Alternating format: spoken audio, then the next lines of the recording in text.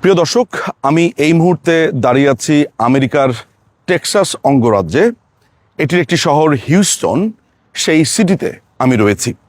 আজকের এই ভিডিওতে আমি কিছু গুরুত্বপূর্ণ তথ্য আপনাদেরকে দিব, যেটা এতদিন ধরে আমি হয়তোবা খণ্ডাংশ বা বিভিন্নভাবে বলেছি, কিন্তু নিজস্ব একটা ভিডিও করে এইভাবে আমি কখনো বলিনি। কিছু রেস্ট্রিকশন ছিল, আমার কাছে মনে হয় এই রেস্ট্রিকশনের এখন আর কোনো তোয়াক্কা আমার করা উচিত হবে না। 5ই অগাস্টে বাংলাদেশের জঙ্গি হামলার পরে, এই বাংলাদেশের টোকাই মৌলবাদীদের হামলার পরে যখন মাননীয় প্রধানমন্ত্রীকে নিরাপদে আরেকটি স্থানে সরিয়ে ফেলা হয়, সেটি 5ই অগাস্ট 2024 তারিখে, ঠিক তার পরপর বাংলাদেশের যেই সেনাপ্রধান ওয়াকারুজ্জামান, তিনি গোয়েন্দা বিভাগকে নির্দেশ দেন, বেশ কঠোরভাবে নির্দেশ দেন, তিনি একটি ইসলামিক রেভুলেশন দেখতে চান। আমার এই কথা শুনে আপনি বিস্মিত হলেন, আরেকটু বিস্মিত হন আপনি। সে গোয়েন্দা বিভাগকে ডেকে, আমি নাম ঠিকানা বলছি না, কাকে বলেছে না বলেছে, এটি 100% অথেন্টিক নিউজ। সন্দেহ করলে করতে পারেন, সন্দেহ করবার যথেষ্ট স্বাধীনতা আপনার রয়েছে, কিন্তু আমি সাধারণত মিথ্যে কথা, মিথ্যে তথ্য আমি দর্শকদেরকে দেই না।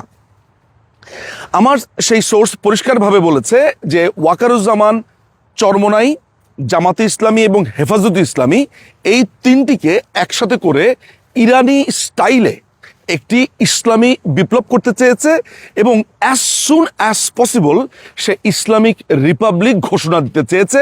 সে কোনোভাবে চায়নি যে Yunus head of the state হোক, এইভাবে হোক, কারণ ইউনুসের সাথে তার একটা ক্ল্যাশ তখনও ছিল। এটি তার অনিচ্ছাতেই আসলে ইউনুস হয়েছে, কিন্তু সে একটি ইসলামিক রিপাবলিক চেয়েছে।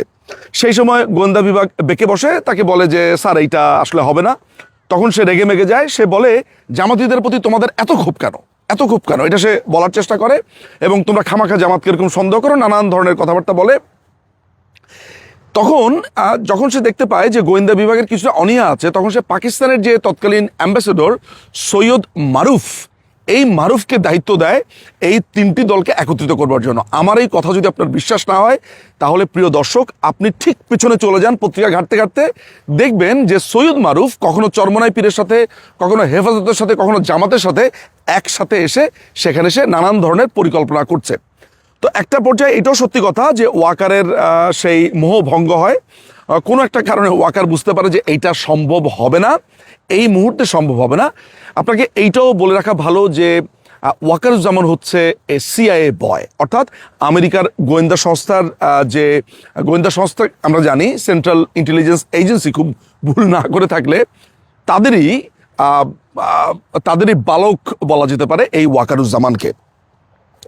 এই ওয়াকারুজ্জামানের অনেকগুলো ছোট ছোট ঘটনাগুলো নিয়ে আমি সামনে আসবো, কিন্তু আপনাদেরকে এই ঘটনা বলবার সাথে সাথে আপনি আমাকে প্রশ্ন করতে পারেন যে কিন্তু আমাদের কাছে মনে হয়েছে যে আওয়ামী লীগ এখনো ওয়াকারকে কোনো না কোনোভাবে আস্থা রাখে, ওয়াকারের উপর একটা। আমি ব্যক্তিগতভাবে, আমি নিঝুম মজুমদার ডে 1 থেকে বলে এসেছি, I don't trust this bloody walker. আমি বারবারই বলেছি, এ একটা আস্ত ... একে বিশ্বাস করবার কোনো কারণ নেই। ও একটা আস্ত বেঈমানের বাচ্চা। ও ওই দিন মাননীয় প্রধানমন্ত্রী, বাংলাদেশ আওয়ামী লীগের সভানেত্রী মাননীয় প্রধানমন্ত্রী শেখ হাসিনাকে তার খুন করবার পরিকল্পনা ছিল, এবং এটি নিশ্চিতভাবে সে খুনের পরিকল্পনা করেছে। এবং আমি তো বলবো যে আল্লাহ বাঁচিয়েছে যে ওই দিন মাননীয় প্রধানমন্ত্রী কোনো না কোনোভাবে এই খুনের এই পুরো পরিকল্পনা থেকে বেঁচে গিয়েছেন। কিন্তু আমি এটির সাথে আরেকটি সম্পূরকভাবে লাগাতে চাই যে আমেরিকা একটা যেই প্ল্যানটা তারা বাংলাদেশ পর্বে করেছে গত বছর, সেটিতে তারা ব্যর্থ হয়েছে। তাদের ধারণা ছিল সাদ্দামকে যেভাবে তারা ফাঁসিতে ঝুলিয়েছে, বাথ পার্টি তার নিঃশেষ হয়েছে, তারা যেভাবে গাদ্দাফিকে শেষ করেছে, এর আগে আমরা তিউনিসিয়াতে দেখেছি নানানভাবে করেছে, সেইখানকার যে ল্যান্ডস্কেপটা ছিল, পলিটিক্যাল ল্যান্ডস্কেপ, ওই ল্যান্ডস্কেপের মেজারমেন্টটা তারা বাংলাদেশে করেছে। এটা দৈর্ঘ্য প্রস্থ এগুলোতে তারা ভুল করে ফেলেছে। কারণ তারা যখন এখন দেখতে পাচ্ছে যে বাংলাদেশে তারা তারা প্রায় 6টি অ্যাটেম্প্ট নিয়েছেন 6 জন ব্যক্তিকে ঘিরে। এর মধ্যে এমন সব মানুষের নাম আছে, নামগুলো আমি আনবো, আমার যেহেতু ঠোঁট কাটা, আমি নামগুলো আমি আনবো, কিন্তু সেটি নিশ্চয়ই আমাকে কিছু অনুমতির ব্যাপার আছে, সেটি আমি ভবিষ্যতে আমি সেই নামগুলো সামনে আনবো। কিন্তু তারা চেষ্টা করেছে আওয়ামী লীগের আরেকটি সেকেন্ড টিম করবার জন্য এবং অনেককে দলে ভেড়ানোর জন্য। প্রিয় দর্শক, আপনাদেরকে একটা খুশির কথা বলি, কেউ বেইমানি করেনি। ওই যাদের সাথে কথা বলেছে তারা ছাড়া এবং যাদের সাথে আলোচনা করেছে তারাও গিয়ে আপাকে এগুলো সব বলে দিয়েছে। অর্থাৎ এই দফাতে বাংলাদেশ আওয়ামী লীগকে বলতে হবে একটা চরমভাবে ম্যাচিউর্ড আচরণ করেছে। যাদেরকে তারা মনে করেছে যে যাদেরকে দিয়ে তারা রিফাইন্ড আওয়ামী লীগ করবে তারাও পাত্তা দেয়নি। তারা এক কথায় বলেছে রাজনীতি করব না, কিন্তু নেতা আমাদের একটা শেখ হাসিনা।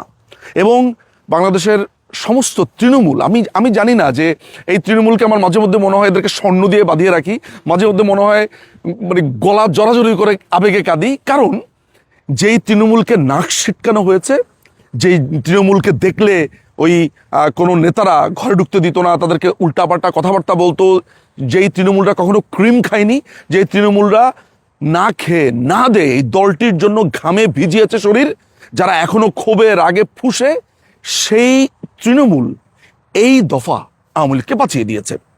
এই যে আমি বলছি বাঁচিয়ে দিয়েছে, আপনি বলতে পারেন যে ভাই আসলে কি সেভ হয়েছে? এক্স্যাক্টলি সেভ হয়েছে।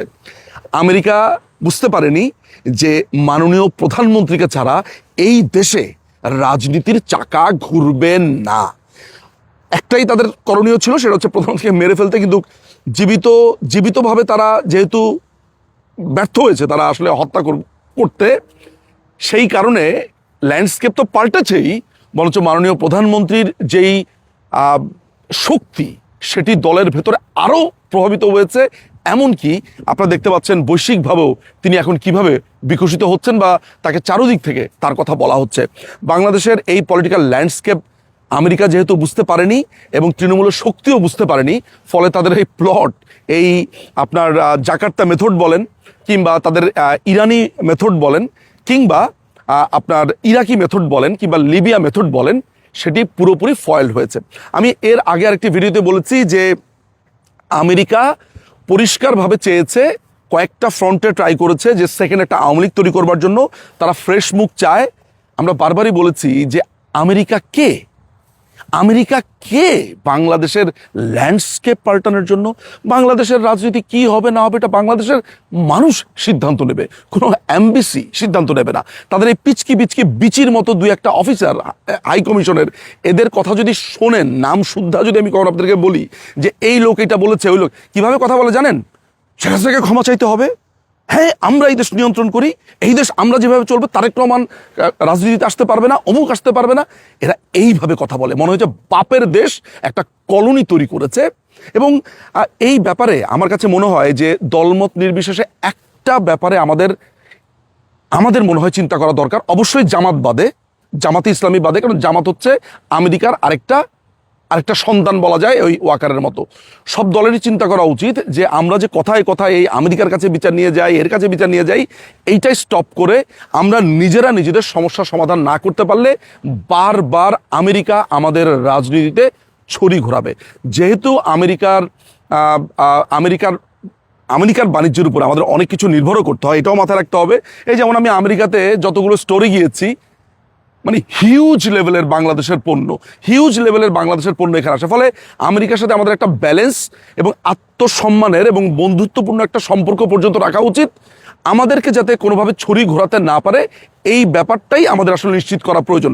যাই হোক, আমি যেই কথাটা বলতে আজকে এই ভিডিও করতে এসেছি সেটি হচ্ছে ওয়াকারুজ্জামান বাংলাদেশে একটি ইসলামী রেভলিউশন করতে চেয়েছিল এবং সে ব্যর্থ হয়েছে, এটা জেনে রাখেন। এটি নিশ্চিত সংবাদ এবং এটাই সত্য।